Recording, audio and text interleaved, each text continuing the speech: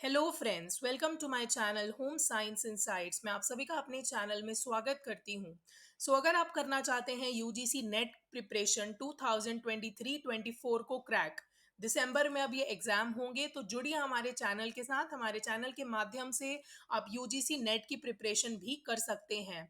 आज से ही हम इम्पोर्टेंट क्वेश्चन की सीरीज आपके साथ शेयर कर रहे हैं, जो कि मोस्ट इम्पोर्टेंट क्वेश्चंस रहेंगे।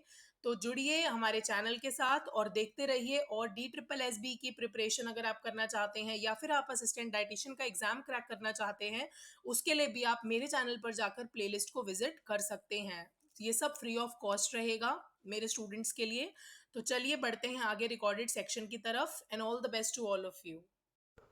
Question number 1, arrange the steps of programme planning in sequential order. आपको स्टेप्स दिए गए हैं, आपको इनको सीक्वेंशियल ऑर्डर में लगाना है।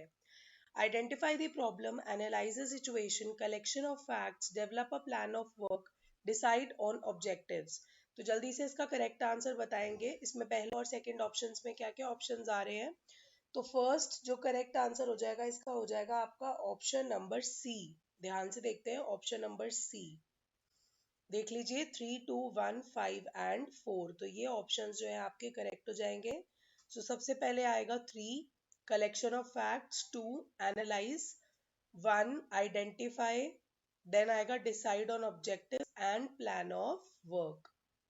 आगे बढ़ते हैं अगले क्वेश्चन की तरफ। Question number 2, given below are two statements. One is labeled as assertion and other is reason.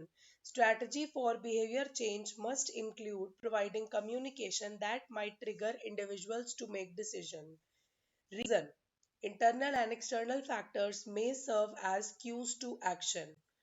तो आपको बताना है कि इसमें रीजन और असर्शन क्या करेक्ट है या फिर इनकरेक्ट ऑप्शन है।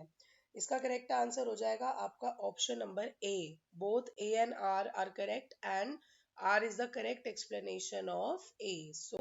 जो रीजन है वो बिल्कुल करेक्ट एक्सप्लेनेशन है असर्शन का। आगे देखते हैं which one of the following is not a characteristic of scientific research. क्या है जो साइंटिफिक रिसर्च का कैरेक्टरिस्टिक नहीं है। प्रिसीजन, ऑब्जेक्टिविटी, सिस्टमेटाइजेशन या फिर स्पेक्यूलेशन। तो इसका करेक्ट आंसर हो जाएगा आपका ऑप्शन नंबर डी, स्पेक्यूलेशन। आगे देखते हैं अगले क्वेश्चन की तरफ। Identify the pure research problem from the following. Pure research problem क्या होगी इसमें से। Vocational interest, role of ICT, estimating time and energy consumption and entrepreneurial activities of rural women. इसका करेक्ट आंसर हो जाएगा आपका option number C, estimating time and energy consumption in use of solar cooker. आगे देखते हैं अगले question की तरफ। The crucial weakness encountered in laboratory experiment is. क्या है जो क्रूशियल वीकनेस है लेबोरेटरी एक्सपेरिमेंट के अंदर। कंट्रोल, मैनिपुलेशन, एक्यूरेसी या फिर टाइम। इसका करेक्ट आंसर हो जाएगा आपका option number A, control. Next question, the parametric test are used when. Parametric test कब यूज किए जाते हैं। Variables are qualitative, distribution is normal, data is skewed, observations are independent. इसका करेक्ट आंसर हो जाएगा आपका option number B, distribution is normal.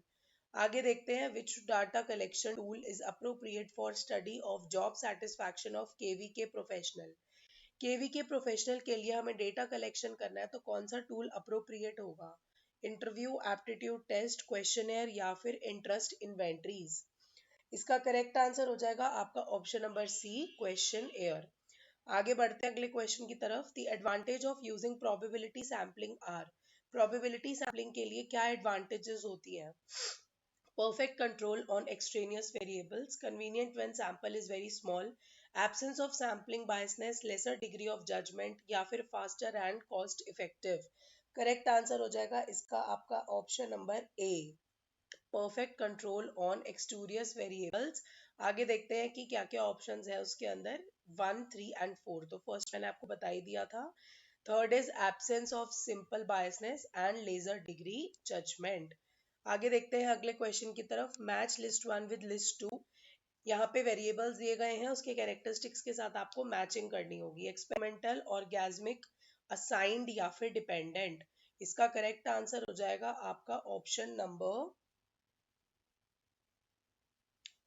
आगे चलते हैं अगले क्वेश्चन की तरफ। अगला क्वेश्चन देखते हैं। The sequential steps of constructing Thurstone equal appearing interval attitude scale are. अगर हम सीक्वेंशियल स्टेप्स की बात करते हैं, constructing Thurstone equal appearing interval attitude scale, collection and editing of items, calculating scale, finalization of items, sorting items and administration। Correct answer हो जाएगा इसका आपका option number B. B correct हो जाएगा। यहाँ पे ध्यान से देख लीजिए, 1, 4, 2 एंड 3, तो फर्स्ट ऑप्शन हो जाएगा। फिर फोर्थ ऑप्शन आ रहा है, फिर कैलकुलेटिंग स्केल है एंड लास्ट में आपका फाइनलाइजेशन ऑफ आइटम्स है। आगे बढ़ते हैं अगले क्वेश्चन की तरफ। What is the correct sequence of statistical analysis of data. Statistical analysis का करेक्ट सीक्वेंस क्या होगा? गैदरिंग, एनालाइजिंग, ऑर्गेनाइजिंग या फिर इंटरप्रेटिंग।